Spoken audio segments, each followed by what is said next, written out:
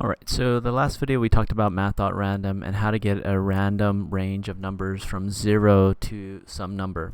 Right? So how do we do it? We go ahead and take math.random, we multiply it by the number you want plus 1, and then we int that math.random times the number you want plus 1. Right? So that's going to give you a random range from 0 to 10.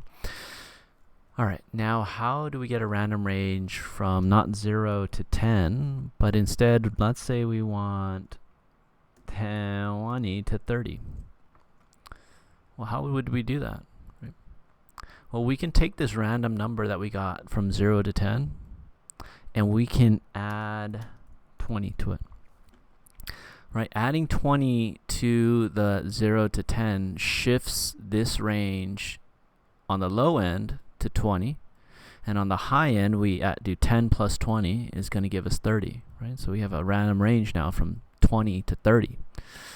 And so there's a general formula here. Oh, let me go ahead and prove this to you. So now we should be getting random numbers from 20 to 30. And so if you look here, you can see it's 20 to 30. Okay. And so now we want to talk about the general formula for how to produce a random range of numbers from a low to a high. All right.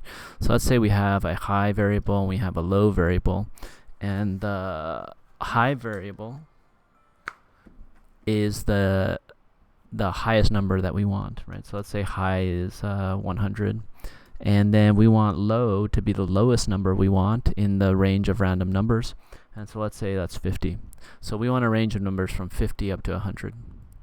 Okay. The way that this works is you're going to say math.random times high plus low plus 1. I'm sorry, high minus low plus 1, like so. Right? What is this going to give us? This is going to give us high minus low is 50 plus 1, so it's going to be 51, right? Math.random times 51. So this is going to give us a range from 0 to 50, right? That's the span from the lowest to the highest, right? The range. And now we want to take that value and we want to add the low to it. We want to take this and we want to add the 50 to it.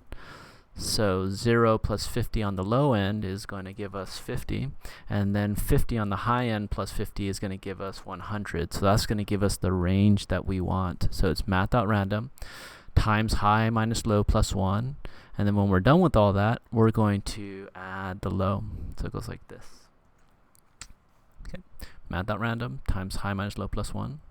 And then when we're finished with all of this, we're going to add the low on the end. So this is going to give you any range of numbers from any low to any high. And this is what you're going to need not only for this assignment, but we're going to be using this quite a bit throughout our year together. So